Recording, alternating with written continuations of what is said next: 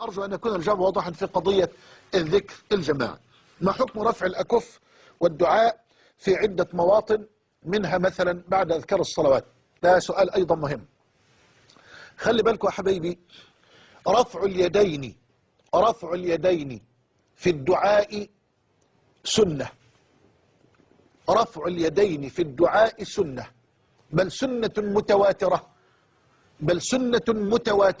رفع اليدين في الدعاء سنة متواترة، إلا ما دل عليه الدليل الخاص أنه صلى الله عليه وآله وسلم لم يرفع يديه في حينه، أي في حين دعائه بهذا الدعاء.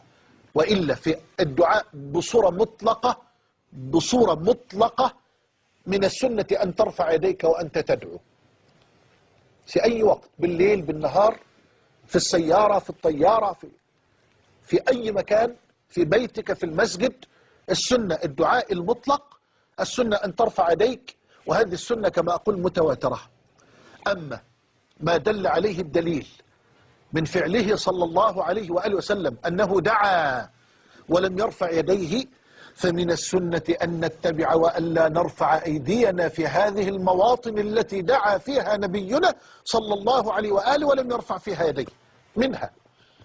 منها رفع اليدين للدعاء أثناء خطبة الجمعة، لم يثبت عنه صلى الله عليه وآله وسلم أنه رفع يديه وهو الخطيب على المنبر، لم يثبت أنه رفع يديه بهذه الصورة أو بهذه الكيفية ودعا، ولم يثبت أنه سن للصحابة أن يرفعوا أيديهم أثناء دعاء الإمام على المنبر في خطبة الجمعة، لم يثبت هذا. يا سلام، هالدليل على أنه رفع يديه عليه الصلاة والسلام؟ ما فيش دليل. طب هالدليل على أنه سن للصحابة أن يرفعوا أيديهم وهو يدعو؟ لا، ما فيش دليل. إنما وهو على المنبر يدعو لا يرفع يديه، بل يشير بسبابته. السبابة اللي هي هذا الأصبع الذي يلي الإبهام من اليد اليمنى اسمه السبابة، هذه السبابة. طيب، كان يشير بسبابته وهو يدعو على المنبر. إنما إذا أراد أن يدعو في نفس الموقف للاستسقاء رفع يديه حتى يظهر بياض إبطيه.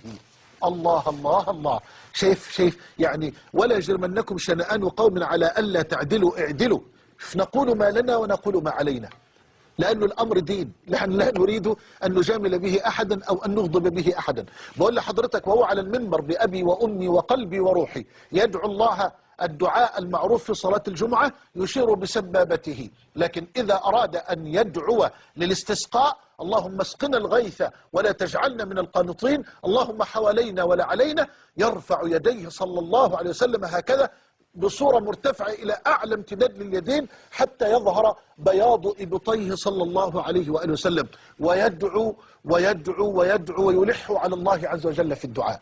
يبقى هذا موضع رفع فيه يديه، وفي نفس الموضع دعا لم يرفع يديه عليه الصلاة والسلام. طيب، سؤال السائل بالنسبة لرفع اليدين للدعاء بعد أذكار الصلاة، هذا سؤال دقيق. بعد أذكار الصلاة، والجواب أخي الحبيب للعلماء قولان، وأنا هسمعك النهاردة أو في كلمات ربما لم يسمعها أكثر الأمة من قبل، والكلام ده من بركة العلم أن أرد العلم إلى أهله، فهذا مما تعلمته من شيخ ابن القيم رحمه الله تعالى.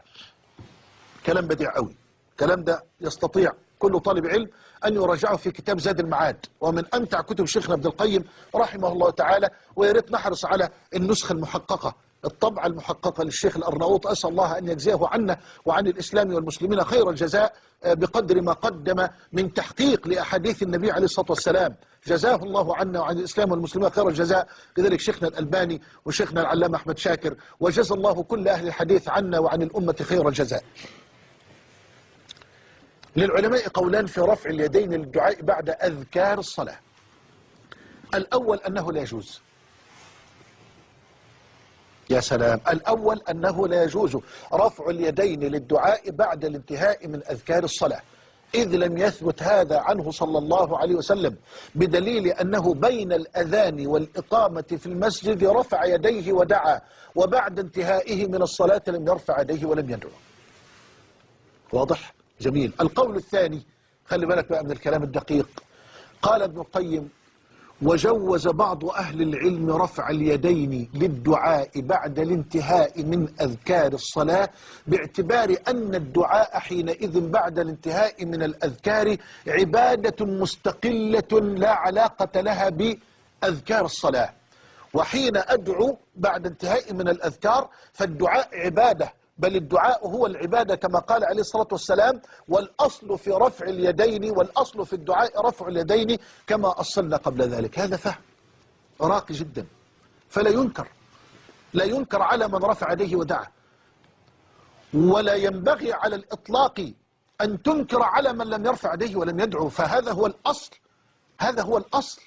أما من رفع يديه بعد انتهاء من الأذكار ودعا، أرجو فقط أن يجدد النية وأن يصحح النية وأن يصحح الفهم بأن هذا الدعاء بعد انتهاء من الأذكار لا علاقة له بالأذكار.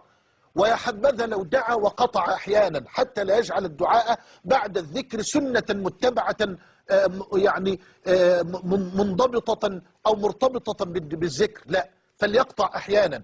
لكن لو دعا فليجعل النية أنه دعاء مستقل عن الأذكار لا علاقة له بالأذكار، يريد أن يدعو الله سبحانه وتعالى في هذه الأوقات التي يتصور فيها أو يشعر فيها بحالة من القرب وبحالة من الخشوع، فلا حرج أن يدعو، لأن الدعاء في أي وقت من ليل أو نهار مشروع، من ليل أو نهار مشروع، ما فيش وقت مكروه فيه الدعاء أبدا أبدا، ولا في أي لحظة يكره فيها الدعاء، لا من ليل ولا من نهار، بل حدد النبي يختار أوقاتا لإجابة الدعاء، لكن لم يحدد أوقاتا لكراهة الدعاء. فهو يدعو الله عز وجل في هذا الوقت بشرط ألا يجعل الدعاء بعد الذكر مرتبطا بأذكار الصلاة، فإن فعل ذلك بهذه النية فلا حرج عليه، ولا ينبغي أن ينكر عليه أحد أحبابنا ممن لا يرون جواز رفع اليدين بعد انتهائه من أذكار الصلاة.